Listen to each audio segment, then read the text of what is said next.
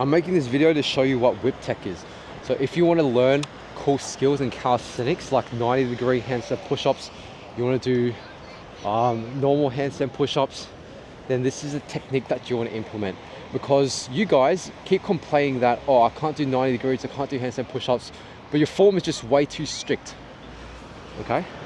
So this is what whip tech is. You go up into a handstand.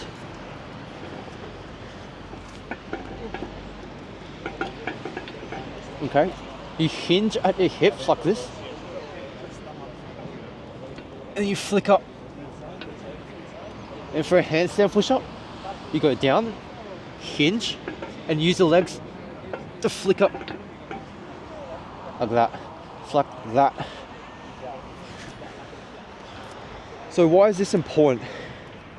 So basically, this whip tech, this kind of cheat technique, if you can do 5 reps of whip tech 90-degree handstand push-ups, you can do 1 clean form 90-degree handstand push-up without having the elbow hook, because you're just utilizing speed.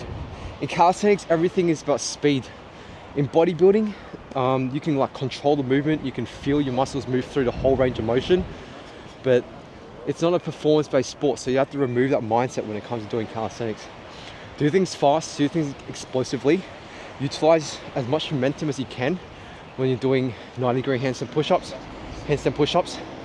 And also, key thing about whip tech is you want to try to hook your elbows into your body like that. I'll show you a way that you can do it. But the reason why this is important is because then you can start whipping your body more effectively. Because if my elbows were past my body like this, and I can't like hold the tension, if I catch it like so, then I can use my hips more to go boom, like that. So the really big difference between catching your elbows and not catching elbows. My mate Jordan, housemate Jordan, and no hate on him, he has always been adamant that like he wants to do 90 degrees without catching his body into his elbows. And that's the mindset that most people have. But if you just throw that in the bin and just be like cheat form, then you'll be able to do a really clean rep very easily. Okay, let's go into conditioning. So how do you try to implement whip tech if you've given it a go and it's like, oh, it's way too hard? The very first thing is to learn the pike push-up. The reason why the pike push-up is important because you're doing push-up reps while you're in the whip tech position. So I'm going to show you a pike push-up. Then I'm going to show you a floating pike push-up. So float your legs. And I'm going to show you a straight leg bent arm press to handstand. And this is pretty much whip tech is. So press. See how much power I can generate if I use my legs to come up. So that's one thing. If you're too weak to do floating pike push-ups, work on more pike push-ups or even do elevated pike push-ups. And once you can do floating pike push-ups, you should have the strength to then whip up with your legs straight up in a press to handstand. Then how do you start to implement that when you're doing a freestanding handstand push-up? When you're coming down, just think about point A and point B. So point A is the normal balance, so just balancing your handstand, and point B is the bent arm handstand. Most of you guys have point A right, but if you just get point B down, which is bent arm handstand, and practice moving your hips within that range, then it should be better. So I'm gonna go into point B.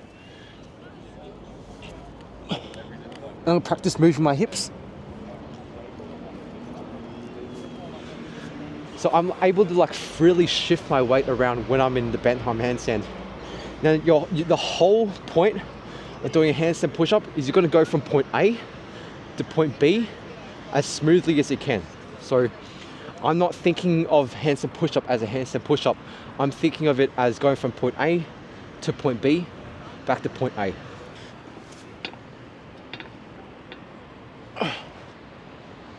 Point A, Okay, point B, hold it, and flick.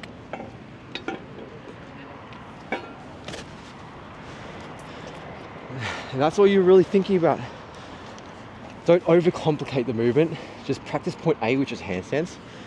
Get about like a 10-second hold. Then practice point B, which is band time press to handstand. And the way you condition yourself for that is through pike push-ups, is through floating pike push-ups, and to combine it all together, create the strength by doing floating pike push-ups, press into a handstand. As simple as that. But thanks for watching this tutorial. Follow my Discord for more. Other than that, take care.